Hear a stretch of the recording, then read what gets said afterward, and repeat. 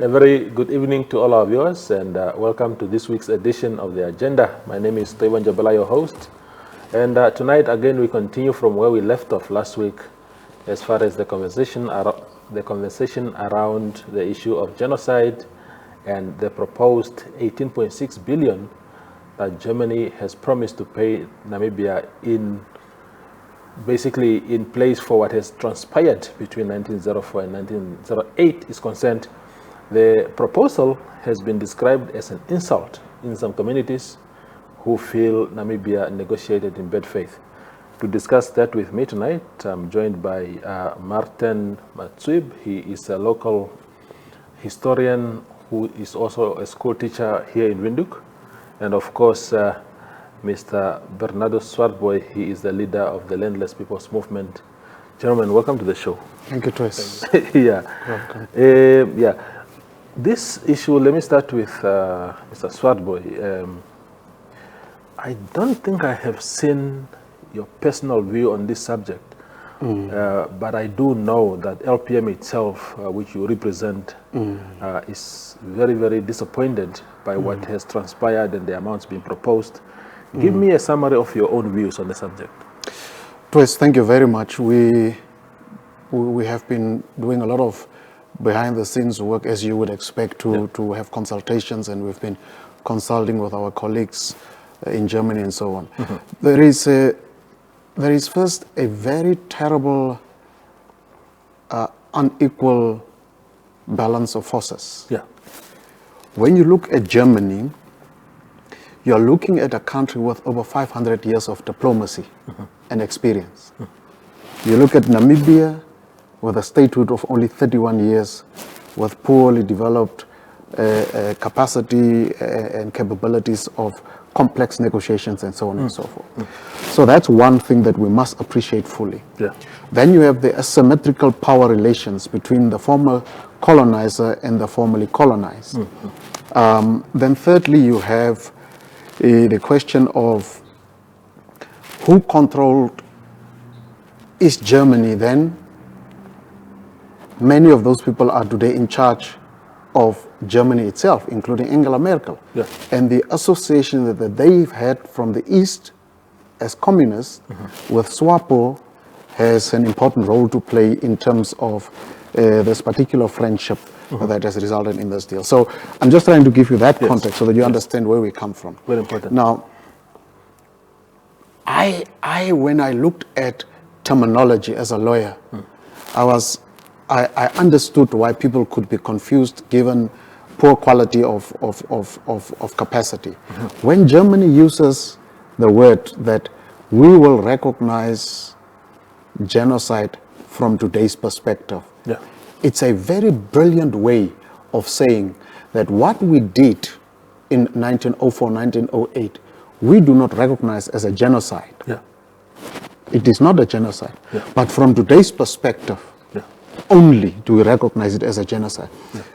That immediately, I think, in the view of those Namibians that were negotiating, perhaps created an impression in their view that Germany is actually agreeing that what they did was a genocide. So here you have terminology being played with that seems to suggest that Germany is acknowledging genocide, but it says only in terms of today's legal perspective.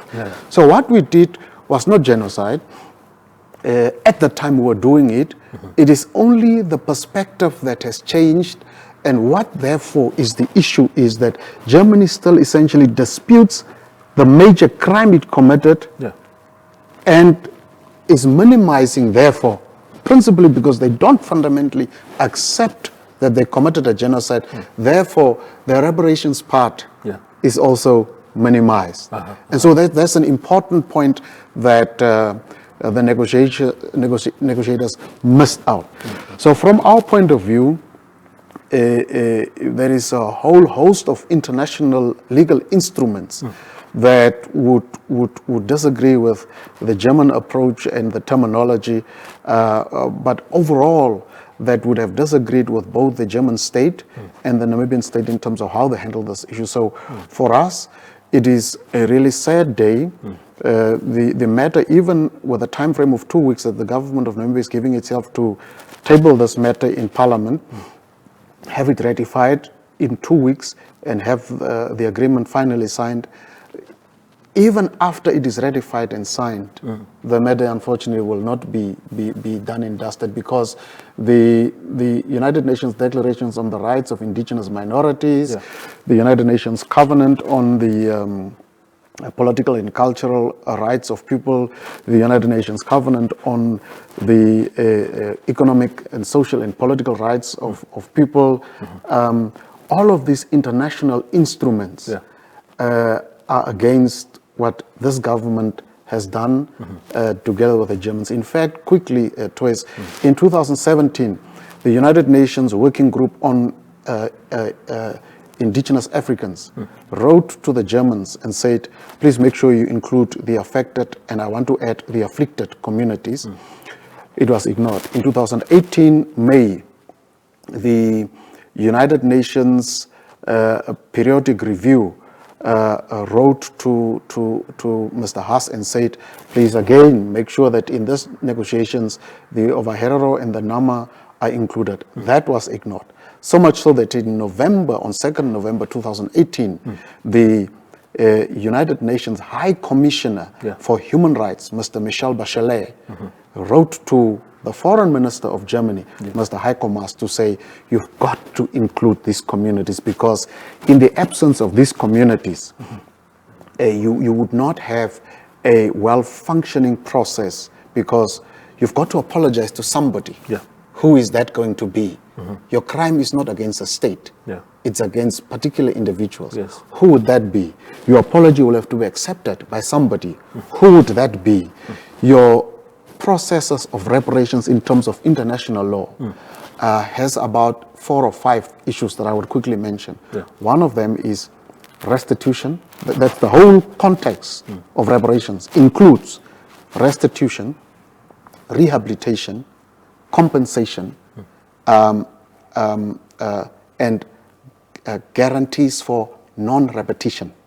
This is more or less the framework, the most basic elements of what reparations contain. Now, if you have to do this, international law requires you to cater for individuals as well as communities. Who would you be working with was the question.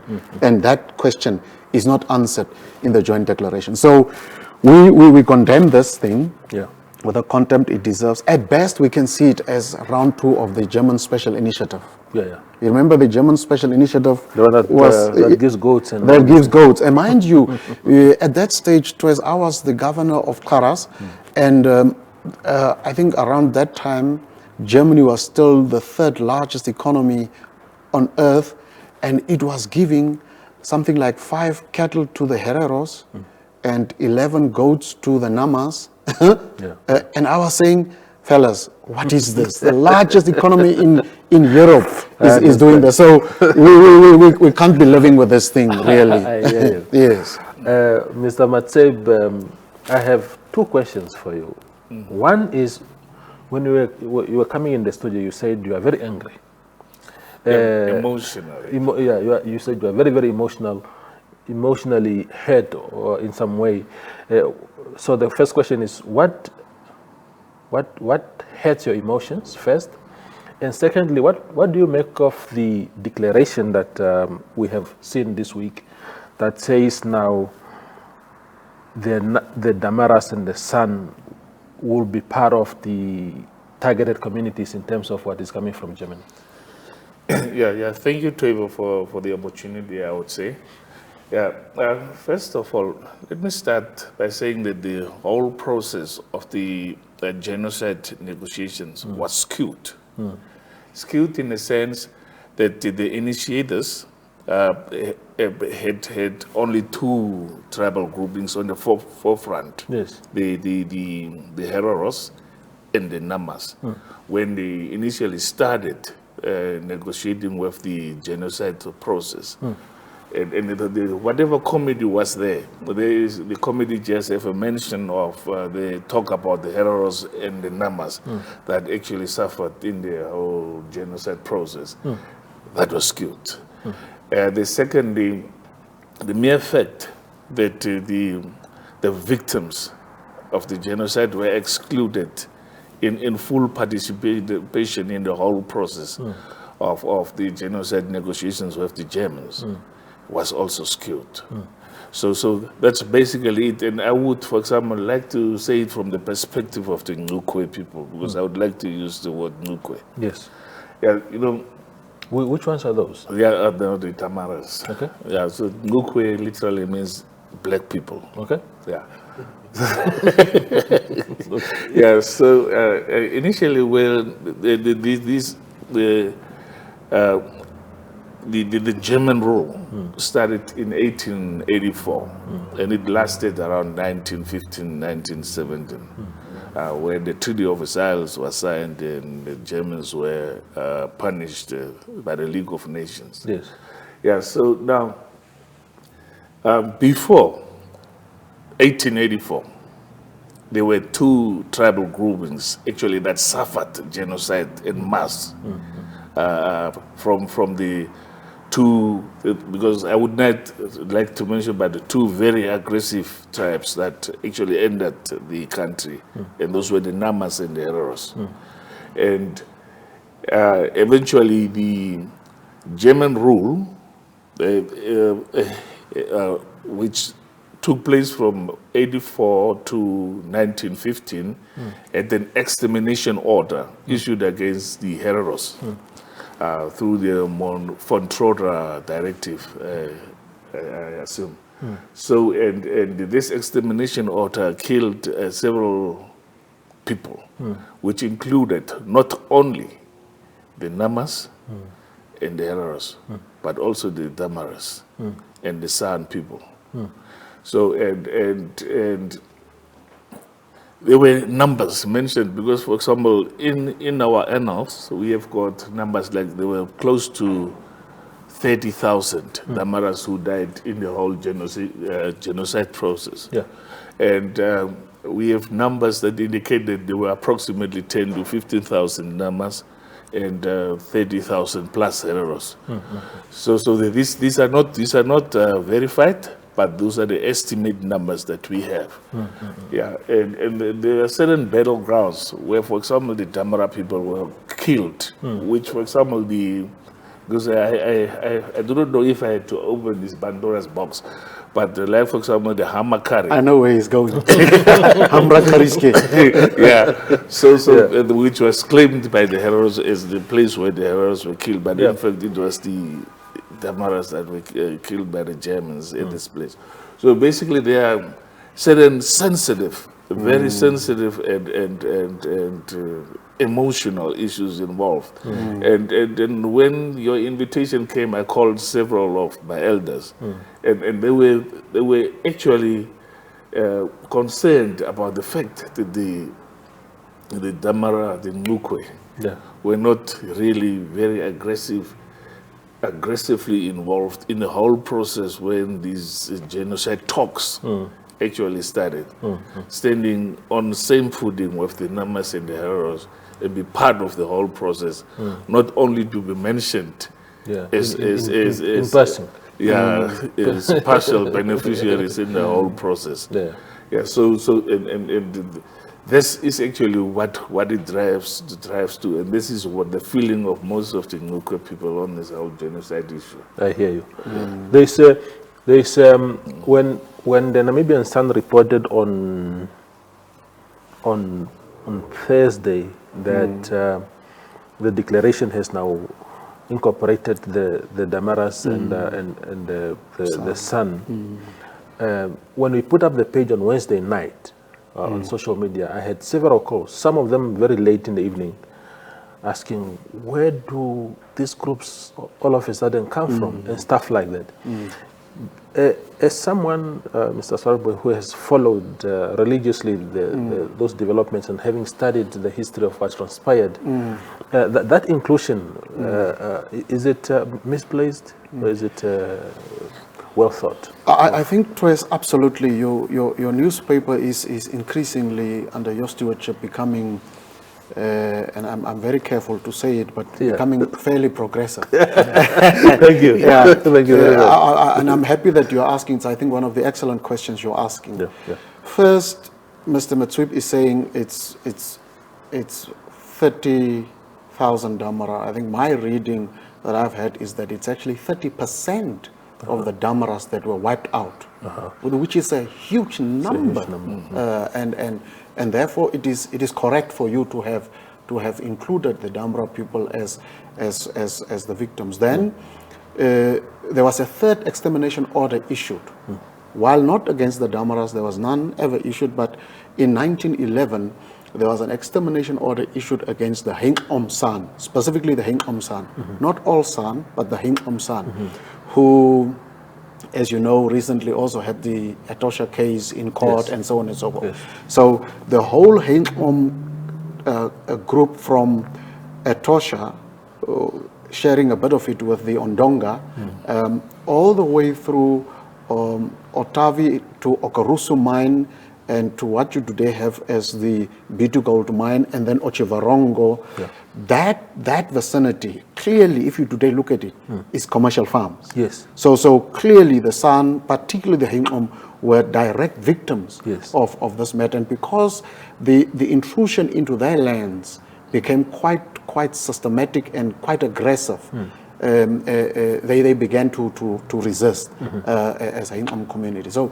they, together with the Namas, were the third group where there was an extermination order issued. Now, on the question, because I want to respond for historic clarity, while he did not ask for a response, I'm just sort of trying to clarify. I asked the question of the involvement of the Damara communities to one of the stewards and stalwarts of this struggle, and Ida Hoffman. And she said they had spoken various times themselves to the leadership of the Damara community to say, please get involved, including to the king of the Damara, and nothing came about it. That is their version. So I just wanted to highlight that question. So I think your inclusion was correct. What one must nonetheless divide is against whom were the extermination orders issued. And that would probably be the first category. And then the second category would be who were sometimes, although no extermination order was issued, who were those groups that were sometimes almost equally victimized by the same aggressor. And in the case of the Damaras, the measure in which they were victimized is so horrendous. You know that at some stage in the 1897 to 1900 period, the Germans actually declared that the Damara has no claim to any land in this country. Look at that arrogance as it relates to the Damara, that you were told by an outside person that you don't belong here. And they wrote it down in their documents. So the sadness is there, and the realities are there. To us, what is so bad about this situation is that while educated persons like Mr. Wanguda, who is the deputy governor of the Bank of Namibia, have been part, I'm told, of this negotiation process. And I'm so shocked because this is a person, and various others, I don't want to personalize it to him, but he's involved in the process. These people should have studied carefully what happened during that period. When you look at the transfer of land in excess of 10 million hectares from the Nama to the German settlers. 10 million hectares of land from the Herero to the German settlers. And the transfer of wealth of in excess of 150,000 to 200 cattle from the Herero to the German settlers. Again, almost an equal number in terms of goats and other livestock from the Nama to the German settlers. You would then therefore see, if you are a careful student of history, that there was a transfer of property, there was a transfer of wealth from one group to the other. And the extent to which the transfer of property and wealth took place is the extent to which poverty engulfed those communities. This joint declaration should therefore have made sure that there is a similar return of wealth and property to these communities that lost it. When you look at the Damaras, the land where you and I today call Korigas, when the Odendaal Commission studied that land, they said that 70% of that land is useless. And only 30% could be of use. That's why today, west of Korigas, that area is half desert. And you have lions and elephants and so on roaming around there. And the Odendaal Commission, after the Germans had done all of the things that they had done to the Ngukwe and to the Nama and the Ovahero and the Ovamandero, we should not forget that, because there is this domestic politics that sometimes forget some of these things. Let me stop here there for Mr. Swartbooi, just for a small break. But we'll start from there. The Ongwediva Annual Trade Fair 2021 brings you exhibition excellence and will be taking place from 26 to 31 August at the Ongwediva Trade Fair Showgrounds. The theme this year is Gearing for a Smart Economy. This year, exhibitors have the option to showcase their products and services at the Ongwediva Trade Fair Showgrounds or virtually via a special trade fair website. Apply for a stand at www.oatf.com.na. Call 065 230 191. Email info@oatf.com.na. The Ongwediva Annual Trade Fair 2021 is proudly sponsored by MTC, FNB, Nedbank, Ongwediva Town Council.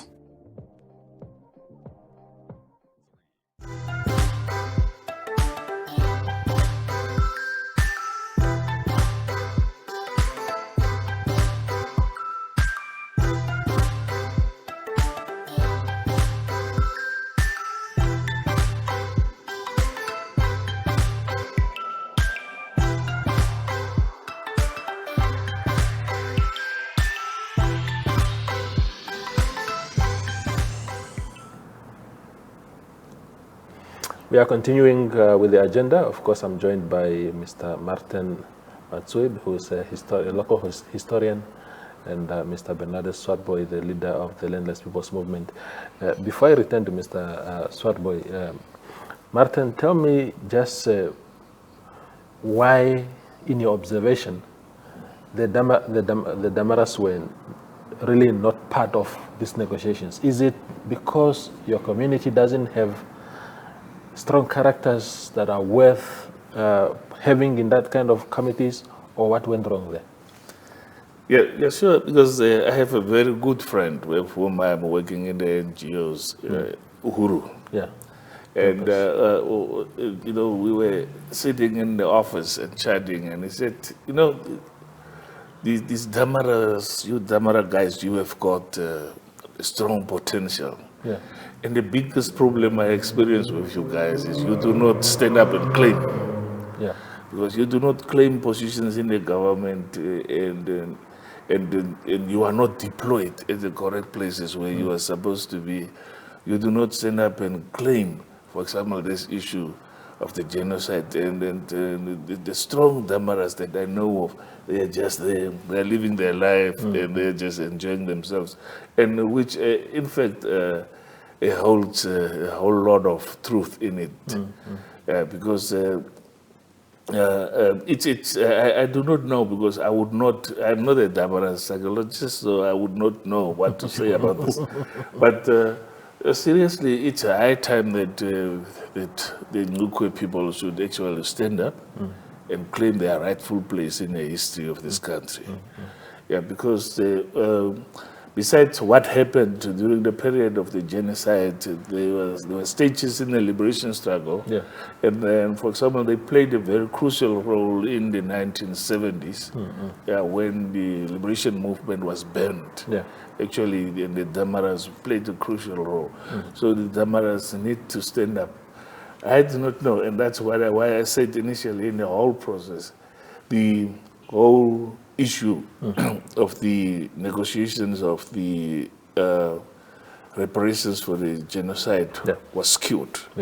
Because I assume that whoever went to negotiate did not have a blueprint. They did not have a serious, well-researched paper in front of them. They did not really know what are the losses that we actually talk about these people incurred. How serious are these losses that the Namibian people incurred? Yes. And what are the numbers, actual numbers in terms of people that lost life? And what value do we attach to the lives that we lost? What value do we attach to the land that these people still do not own up to today? And still in the hands of the Germans. What do we attach to that? This community did not have. Because it's seriously an insult to the people who suffered, who died. To come up with 18 billion over 30 years. Over 30 years.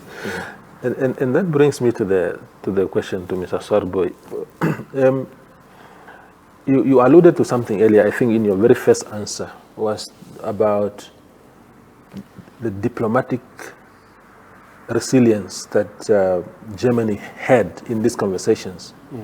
In my view, I could even extend that to even the psychological part of it, because if these negotiations were taking place in Germany itself, in football, we call it home ground advantage.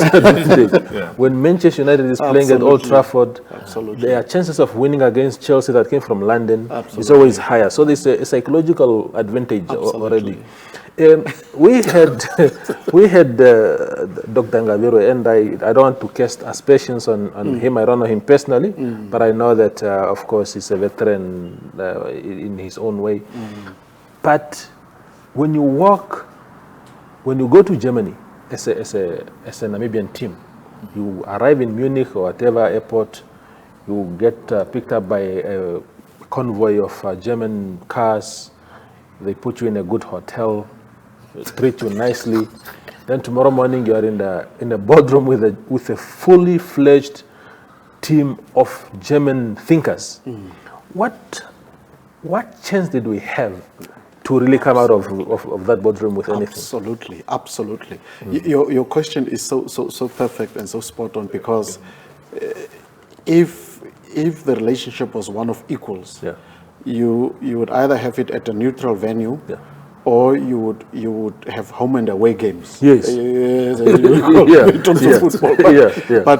it was one party summoning the other to come to Berlin, to the big boys. And Professor Ngaviro is a legend in his own right, but quite old. The person that was leading this process, Mvula, I have no idea who this person is. I don't know the credentials of this person. If you had told me a person like Andre Dubisani is the lead negotiator, or the person that administers something, or you had told me it's a Waduva Gaumbi or somebody that we know, a different story. But this person that was placed in a position of power functioned in obscurity.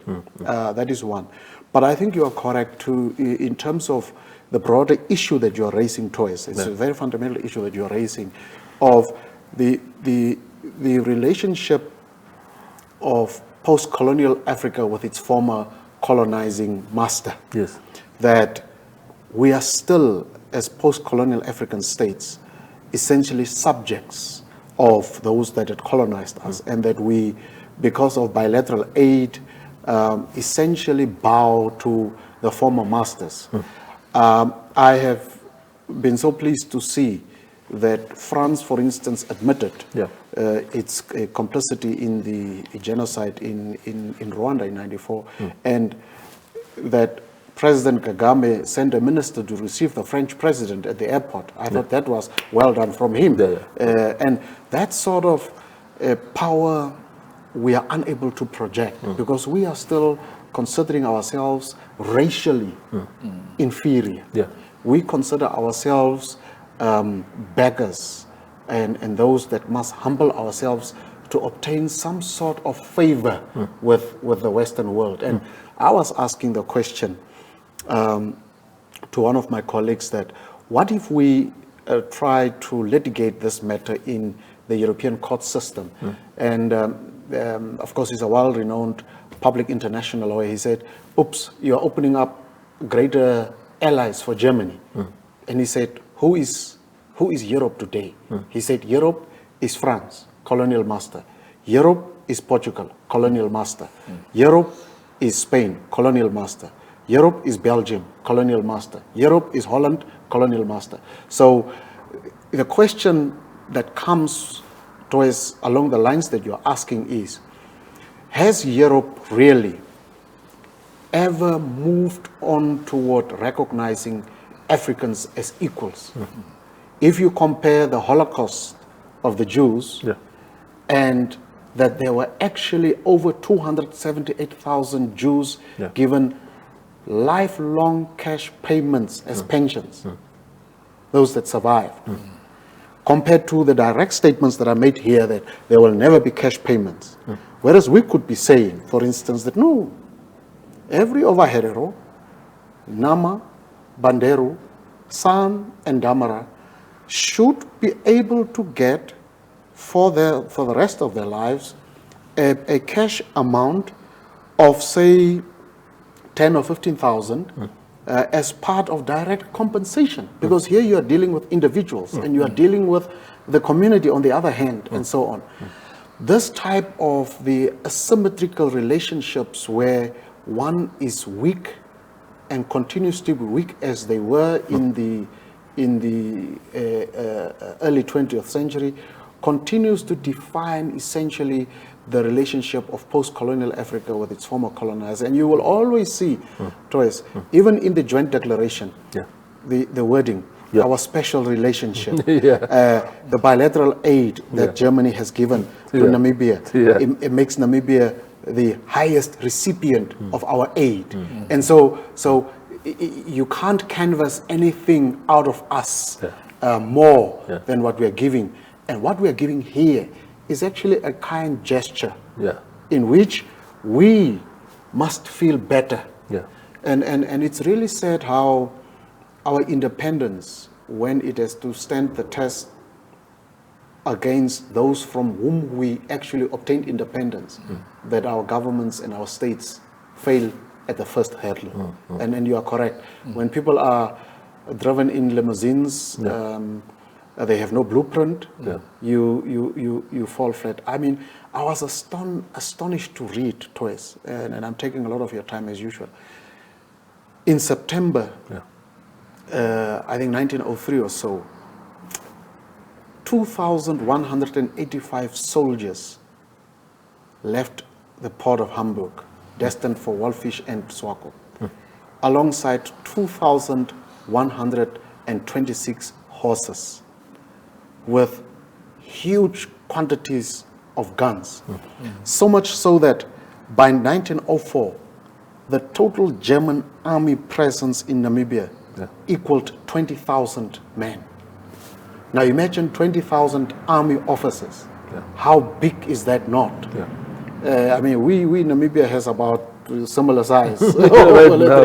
So did these people know what they were doing? And this thing has now, as far as I'm concerned, been placed on a gross illegal pedestal. Why am I saying this? The National Assembly is the premier legislative body in the Republic.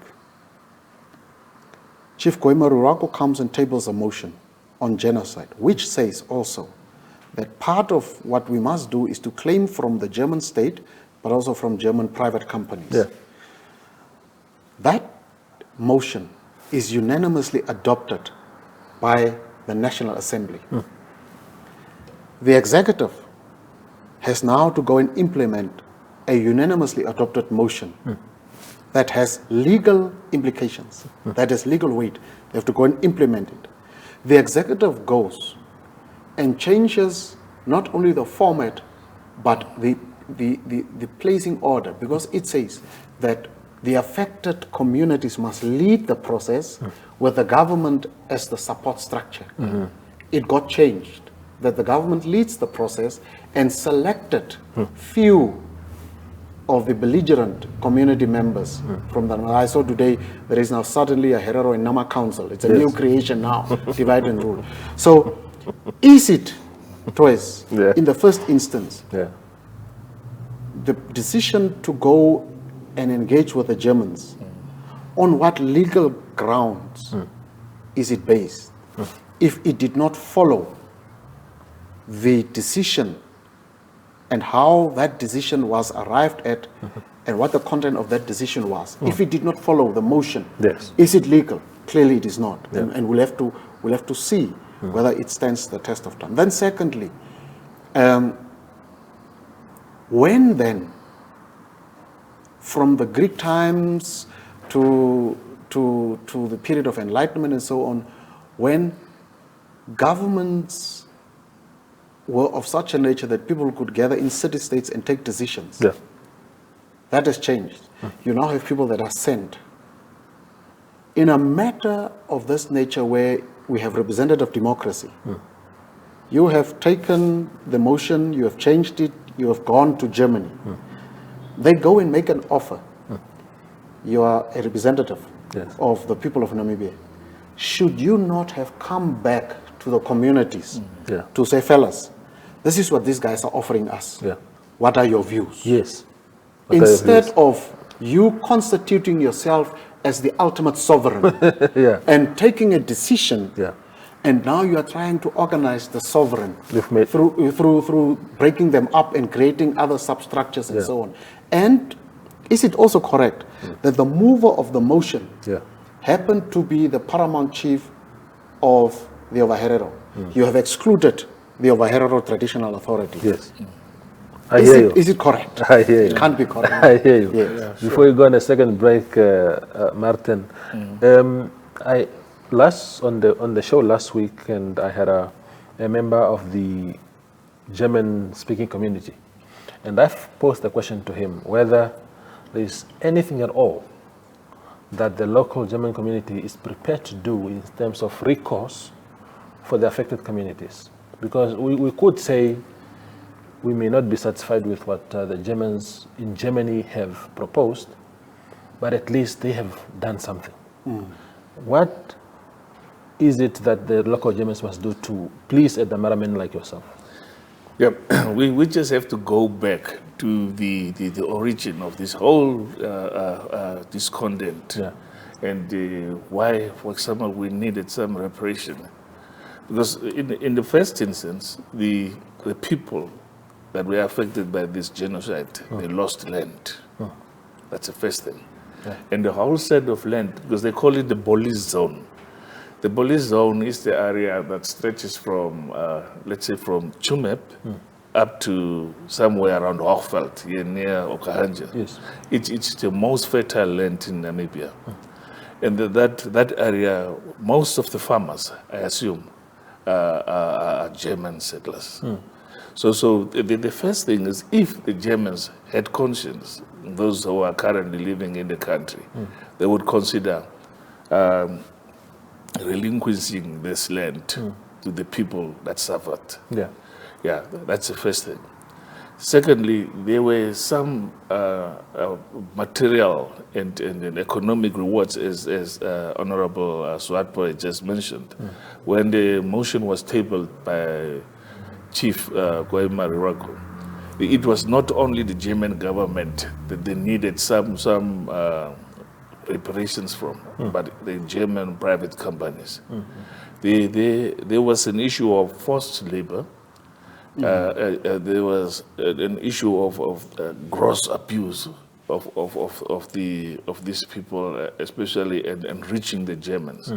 So most of them, they have got lifetime earning potential through the use of this cheap labor during this period.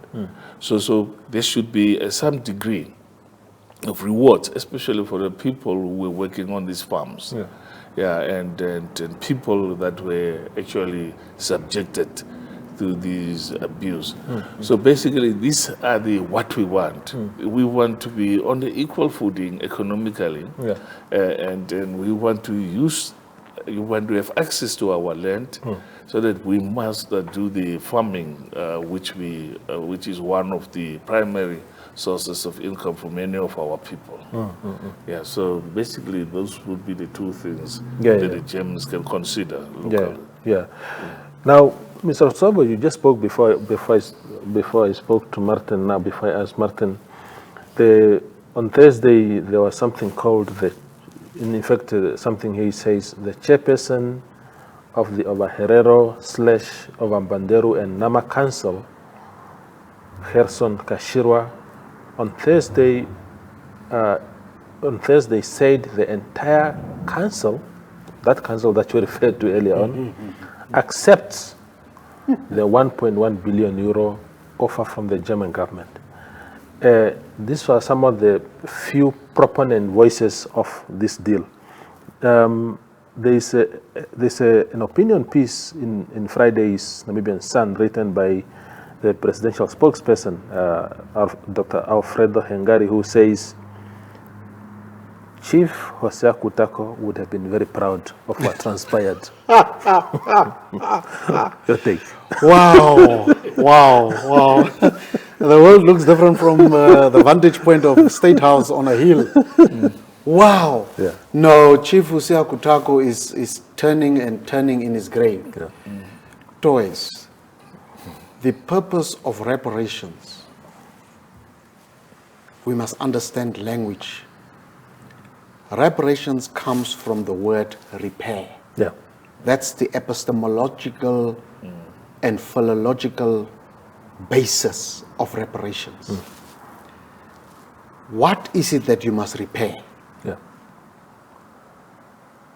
You must repair the harm that you caused in such a way that I am placed as near as possible to the point where I was or would have been had your damage not occurred. If the Nama Council and the Ovaherero Bandero Council have their mathematics correct, and I doubt they have it correct, our problems do not even need German reparations money. Because that money, 1 year we can take the 14 billion from Ministry of Education and take a 4 billion from Ministry of Health. We have 18 billion.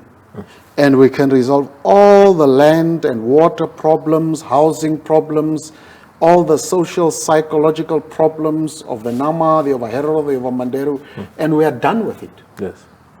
So then our problems are not as major. Our problems are not as fundamental. We would have restocked all the land that we would have bought, and we are repaired. So what they are therefore saying is that our problems and the losses are just 3 times worth Nekerdal Dam. If you look at a calculation that was made by one of the chartered accountants, the actual value of that money in 30 years would just be 7 billion. So if they had at least said that we will accept the deal if they add an extra 0, maybe I would have said, maybe you are saying something here. Trillions. Yes, but they first and fundamentally do not appreciate sufficiently what is spoken about. I don't know whether they had a workshop through which they could be taken through the entire process of what reparations look like, how until today the state of Israel is even financed by Germany to purchase its military hardware, how cultural sites are set up in Berlin and everywhere as a remembrance of the genocide and so on. So I think some of these breakaway factions are unfortunately probably vying for some opportunities or have been promised some good opportunities from the money. But any self-respecting person must recognize that restorative justice goes along with acknowledging your historic wrong and pledging to fully repair that historic harm. That is what constitutes restorative justice. Yes. And when you look at the amount, what should have happened is that there must have been an independent actuarial person appointed to look and carefully study and bring perhaps to both governments the actual value of the losses. That should have been one. Part of what should then have happened is that there should have been a truth commission set up along the lines that Mr. Matsuib was saying. Because twice, until today, when I was governor in Klaras, when they were building that railway, human remains, bones of humans were uncovered as they were digging the trenches to place the railway. Same thing on Shark Islands. You will have to have a truth commission that will bring people together, families even together. So many German children are running around here in the Herero, even the Damara community, yellow-looking people that only hear who their grandfathers are, that only hear who their great-grandfathers are that are of German descent. Yes. You have had to, if the agreement generally is also about reconciliation, you have had to locate who is your grandfather. Sure. Where are the rest of the families? Bring these people together, because what you want to achieve is reconciliation, not between states, but between people. Yes. Who is your family? Where did they die? How many of them died? Where are the grave sites? Can we put up tombstones? Yes. Cultural sites that would have to be set up. Why is your surname Caron? Why is your surname Hoffman? You understand? Let's give a break. Yeah. So these are all of the things that should have been done. I agree. We'll go for a short break and then we come for the last stretch of the show.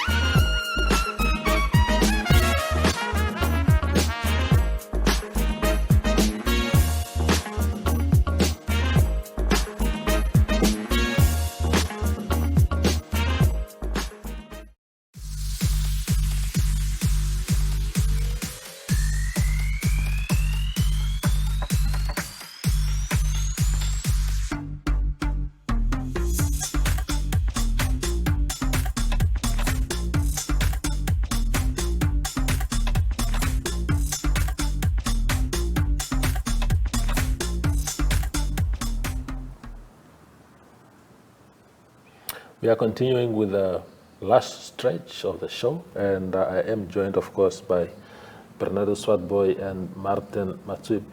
I want to put a question to you, Mr. Swartbooi, just like I did to Martin earlier on, to Mr. Matsuib. Do local Germans have any responsibility towards this process of healing and everything? Absolutely, and I've been speaking to some progressive German colleagues that are really open to sit down and talk.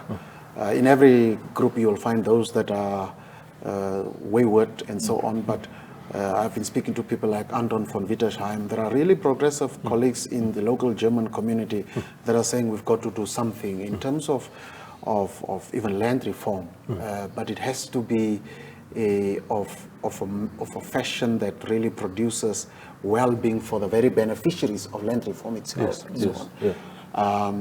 I've been speaking to the Kraft family, and they are also, of course, saying that look, we've got to do something because our children's future is at stake here, and as leaders in LPM, we are of the view that we should at all times try to bring everybody together, because our local German compatriots are also a bit nervous about how the situation is being mishandled, and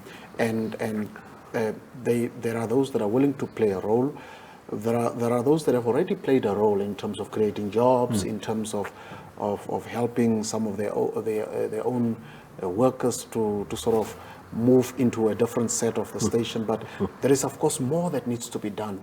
And this is exactly why Toys, or remember what I said, a truth commission that would allow everybody to have a voice, to speak about their anxieties, about their fears, about what could it be that they think could be a contribution collectively to ensure that 100 years from now, we don't have the same discussion about these communities being poor. Yes. And one of the ways that you can actually do, and should have done, is to consider a genocide sovereign wealth fund to which local Germans could also make a contribution, to which other Namibians could also have made a contribution, to which the Namibian state could also have made a contribution, as well as the German state and private companies. I mean, Verman and Brock had a shipping line that was transporting goods and sometimes even soldiers and horses and ammunition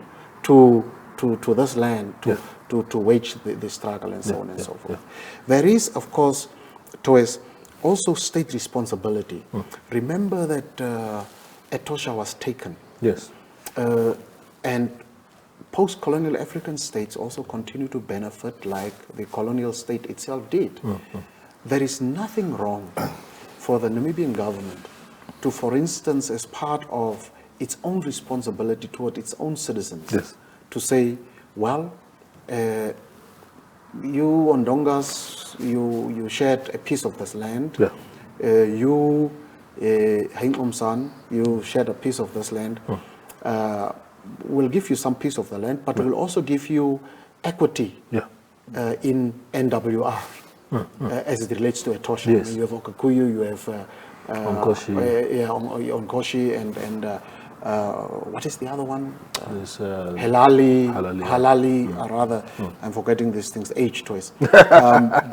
So that the state also begins to sort of understand that some of the parks that are there have been properties of people. Even the Damaras have a claim to the pockets around Kamayap and upward to the southwestern end of Etosha. The Damaras also have a claim to that. Then you look at areas in which the Germans took mining rights from communities, from Rosing down to Oraniemund and some other areas. You could say communities, you now have a share to this land that was taken. I think these types of action from both the local government, the Namibian government, taking the lead, would also show that this government is also serious about issues of reparations and so on. There is one other point that I wanted to make, Toys, and I was talking about the question of legality. In terms of Article 60B, there is a very clear prohibition that members of parliament should not do.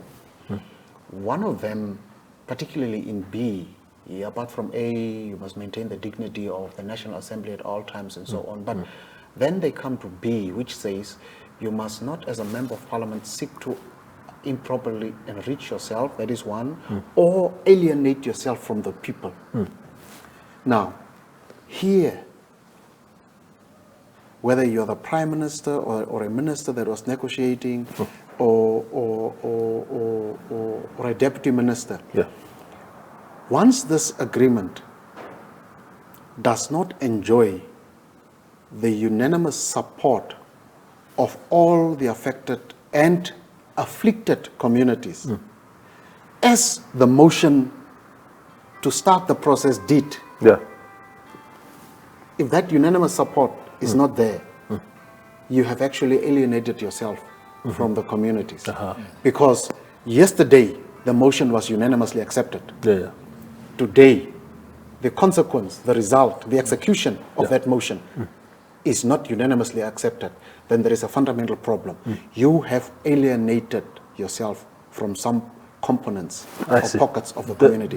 And that has a legal consequence where those that were involved in such negotiations should actually vacate their parliamentary seats. That is the consequence. Very important point. Very important point. because we don't. I mean, look, if we were to look at to scrutinize the actions of many of our leaders in this country and benchmark that against some of those provisions that you just mentioned, it is a sea of violations. But Mr. Matsuib. Yeah, Matsuib sounds better. Yeah. Tell me, how does it make you feel that, and I've written extensively about this in my editorials and stuff like that, and it was again raised on social media by some of the people this week, why a very dark episode in the history of our existence as a country, as genocide, doesn't have a special day dedicated to it, a commemorative day, national commemorative day, like your Kasingas and others. Yeah, because it's really sad. Yeah, I would say from the onset it's a very sad thing, because, and it depends on who is the political leadership in power. Because sometimes, it's just the same like when people nominate heroes who is to be buried at the Heroes Acre and who is not to be buried at the Heroes Acre. Like, for example, I never knew about a hero called Bingana or Ipumbu. Yeah, so, but I knew about a hero called S.I. Corps, who is not. So sometimes it's an objective, not really an objective, but a subjective criteria attached to it. Recognizing holidays and heroes and commemorative days, it depends on which political system you have got in power. So if, let's say, for example, if we had, upon independence, let's say DTA in power, we could have had the genocide recognized as a commemorative day or a national public holiday. So, but obviously, this is. But that is strange, because I mean, Swartbooi has had some brilliant Damara leaders, for example. Your what was the Secretary General's name? Moses the Moses Karweb, and then of course also some prolific Herero leaders like Mosai Chitendero, Dr. Shiriange was Secretary General himself. You had the Vice President of the party, Nama.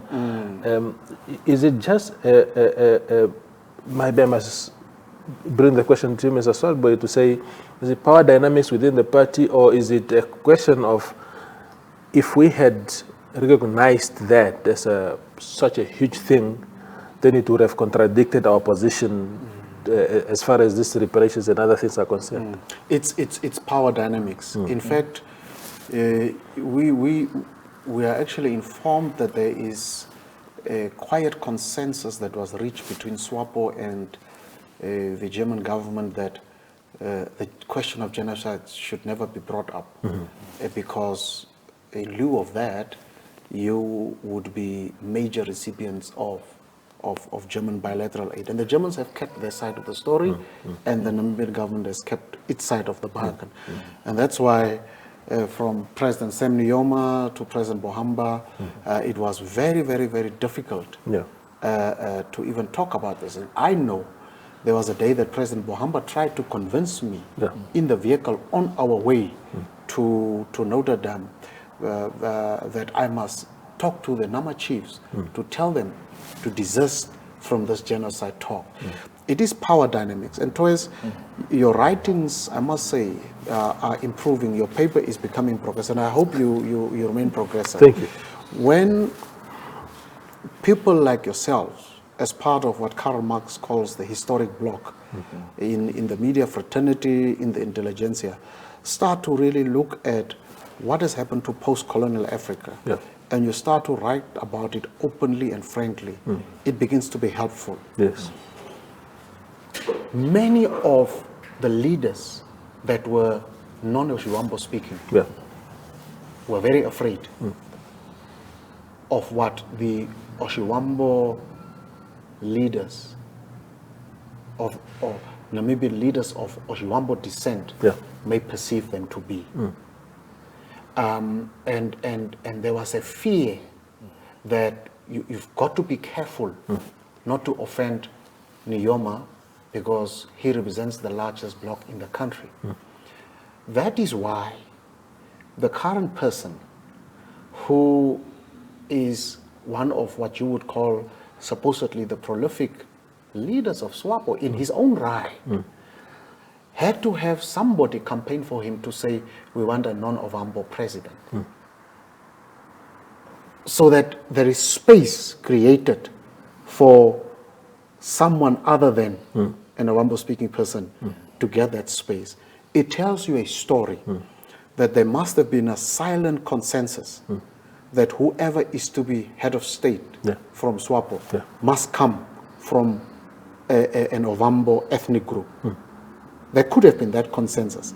And someone had to fight a battle, sacrifice himself to break that notch and say, no, but in actual fact, we are all comrades here. Yes. We should be able to share in any position that is available given our abilities, and that should define us. And it's interesting. Briefly. Yes. So we're about to when the ancestral land question came, I was so shocked, given the respect I had for Bohamba, that the two of them, Sam and Bohamba, traveled from their ancestral land and came to Windhoek to deny other communities the right to their ancestral land. It was very bad. And you are correct, it is power dynamics. And I think our society has to go through a healing process, a unification process. And we at LPM are trying very hard, and you know the uphill battles we are facing, that are you against this ethnic group for that ethnic group, and so on and so forth. That's why some political parties who are led by non-Oshiwambo speaking compatriots are even afraid to talk about the genocide issue because they find that they may offend the largest voting bloc. Whereas those of us that have freed ourselves from that type of thinking relate to an Oshiwambo person as my own blood brother, as my own blood sister, whose concerns are my concerns. Just like I would relate to a Herero or a Damara speaking Namibian as my own blood brother and blood sister. And if, as leaders, we do not rise to that occasion to liberate ourselves from the limitations of your own ethnicity and of allegiance to your own ethnic group, we will have those power dynamics dictating who gets what instead of who really deserves what. And that has been the destruction of political parties in Zimbabwe. You remember the war in Zimbabwe with the Shonas and the Ndebeles. That is also the power dynamics that you are seeing in South Africa with Jacob Zuma and the majority Zulu perhaps trying to intimidate the rest of the ANC, and so it goes. So one of the things that these days have not been pushed, I think there is now progress. I think there has been a date agreed upon for genocide commemoration. But one of the things that we are challenging is, let us free ourselves after we have been schooled from loyalty to your ethnic group. Definitely. And connect to Toys as my brother, who happens just to be from another mother who speaks the Oshiwambo language, and to connect to a Damara and to connect to a Kavango-speaking person. Definitely. And I'm personally having an uphill battle because I speak frankly and openly about this. I want to twice at the last minute really pay tribute to Chief Koima Riruako, may his soul rest in peace, for what he has started. Also to Ida Hoffman for what they have started. It is the unceasing work of these people that really paved the way, even if we have these difficulties and so on, of genocide to be on the table of Namibia's national agenda, including also the current NUDO president, Ushua, and many others that have contributed. And now also Chief Fredericks, who is no more, the Paramount Chief Ruruako, and many other people, young people, Bakumwa, Hengari, and many others who have really been involved, and progressive Namibians who are not from the Damara or the Ova or the Nama descendancy, who have really wanted to know more. Yes. And we must urge to us through your papers and others that people read more, not just their history, but the history of the Ovambo, the history of the Kavango, the history of the Zambezi. Very interesting, I must say. We are a blessed country, and we must move forward in unity. We stop there. Thank you very much. Really appreciate it. Yes. Martin, thank you for coming. When you're on a panel with a parliamentarian, then you have to only accept those few minutes that you get. But it was a very beautiful conversation. Really appreciate it. Yeah, sure. So thanks a lot. I appreciate it. That was the agenda for this weekend, and I hope you have enjoyed the conversations like I did. Good night.